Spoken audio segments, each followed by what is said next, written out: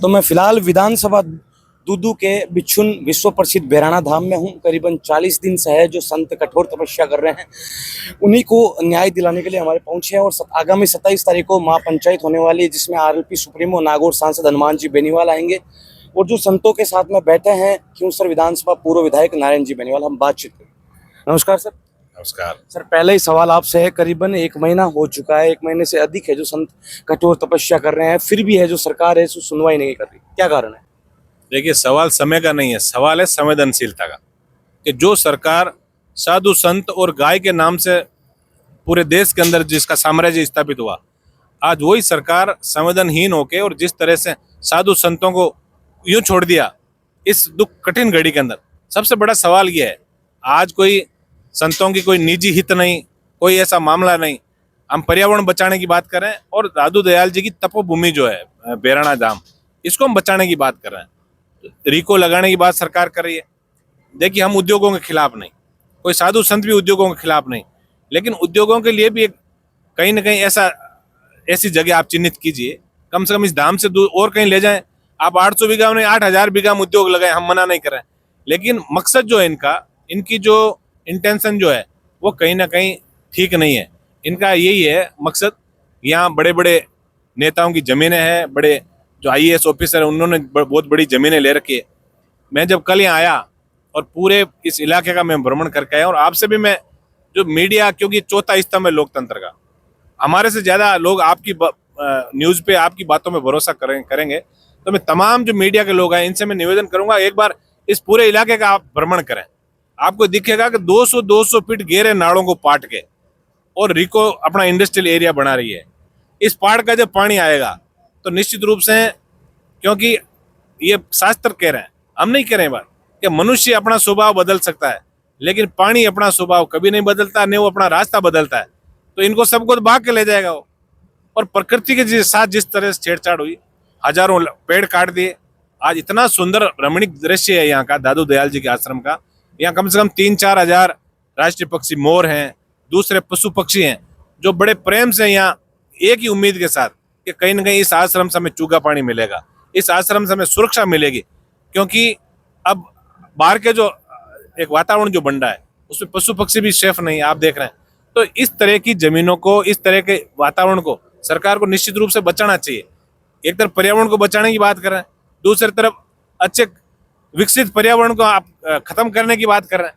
तो कहीं ना कहीं ये जो दोगली जो नीति है सरकार की, इस नीति के खिलाफ हम यहाँ धरने में बैठे हैं। मैं तो इन तमाम साधु संतों को इसलिए धन्यवाद दूंगा कि हम तो एसी और कूलर के अंदर गर्मी की बात कर रहे हैं, यहाँ साधु संत जो है वो आप देखिए तपस्या, अग्नि तपस्या कर रहे हैं। इसलिए कर रहे हैं कहीं ना कहीं सत्ता में बैठे बड़े लोगों के बुद्धि जो है वो कहीं और कहीं चले गई, वो लौट के आए और साधु संतों की तरफ देखे हो कि जिन साधु संतों ने आप लोगों को फर्श से अर्श तक पहुंचाया, देश की राजनीति की गद्दी आपको सौंपी, उनके प्रति आप असंवेदनशील हो गए, तो न्याय व्यवस्था कहाँ है? इस चीज को लेके और हम यहाँ बैठे हैं।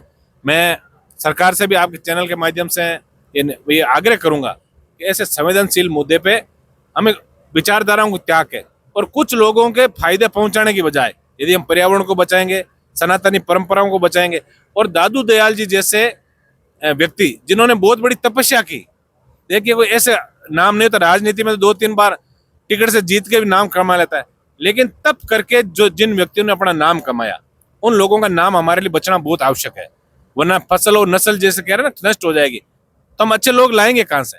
तो ये जो जितने भी दामे हैं, इन दामों को बचाने की बहुत बड़ी आवश्यकता है।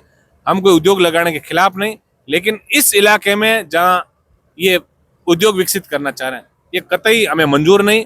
मैं साधु संतों को आज पूर्ण आश्वस्त करना चाहूंगा हमारे सुप्रीम हनुमान बेनीवाल जी की तरफ से कि राष्ट्रीय लोकतांत्रिक पार्टी का प्रत्येक सिपाही राजस्थान के अंदर आप लोगों के मान सम्मान के लिए हमेशा खड़ा रहेगा, और निश्चित रूप से हम ये रिको को यहाँ से भगाएंगे।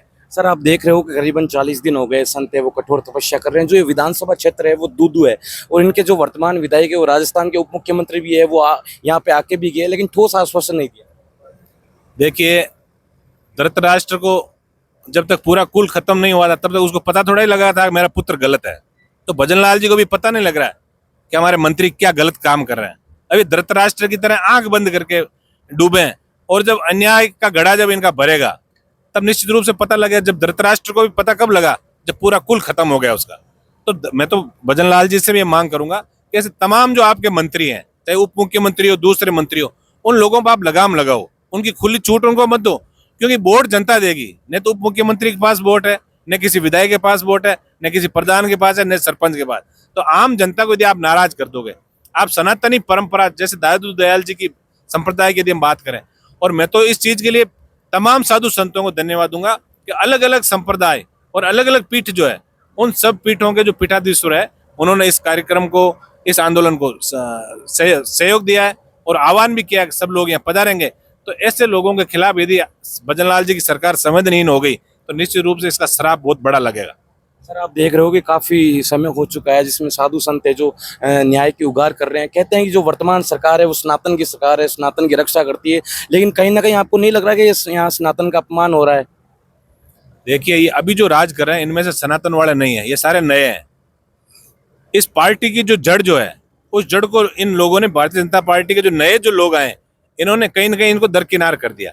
इन्होंने वो साहित्य नहीं पढ़ा कि भारतीय जनता पार्टी का उद्भव कहाँ से हुआ, क्या इनकी नीतियां थी, क्या ये करना चाहते थे देश के अंदर। लेकिन अब चूंकि ये सिर्फ इनका एक ही मकसद रह गया कि कैसे ही करके और सत्ता में हमें रहना है, क्योंकि इनको सुख जो है ना वो अभी प्राप्त हुआ है, इसलिए अब सारी सनातनी बातों को भूल गए। इनका एक ही मकसद है, लोगों को पागल बनाओ और राज करो। तो मैं तो आपसे थोड़ा ये भी निवेदन रहेगा कि इस पूरे मामले को एक जनता तक हकीकत इसकी पहुंचानी, क्योंकि सरकार ये बार बार लोगों को कह रही है, यहाँ आस पड़ोस के भी कुछ लोग हैं जो ज्यादा पढ़े लिखे नहीं है, उनको भी भ्रमित कर रही है कि उद्योग आएगा और बहुत लोगों को रोजगार मिलेगा। उद्योग हमारे वहां भी आए, लेकिन कोई स्थानीय लोगों को रोजगार नहीं मिला। अब वो थैला लेके और एक्सरे लेके और अपने घर के और हॉस्पिटल के बीच ही चल रहे हैं। तो ऐसा उद्योग भी क्या करोगे? यदि हमारे बच्चों के फेफड़े खराब हो गए तो वो उद्योग हमारे लिए किस काम के? हम ये चाहते पर्यावरण भी बचे और हमारी धार्मिक आस्था भी बचे और सनातनी परंपरा जो है वो भी हमारी जिंदा रहे। इन सब तमाम मुद्दों को लेके और राष्ट्रीय लोकतांत्रिक पार्टी के सुप्रीमो हनुमान बेनीवाल जी संतों के सम्मान में मैदान में, और कल 27 तारीख को लाखों लोग प्रदेश भर के साधु संतों के सहित इनके अनुयायी और राष्ट्रीय लोकतांत्रिक पार्टी के युवा सिपाही जो हैं वो साधु संतों के सम्मान में कल यहाँ बेराना धाम में बहुत बड़ी संख्या में एकत्रित होंगे। कल जो 27 तारीख को महापंचायत होने वाली है, अगर सरकार अब भी आपकी ये जो है वो संज्ञान नहीं लेती तो अगला पड़ाव क्या होगा? तो सर, कल कूच की भी बात हो रही है।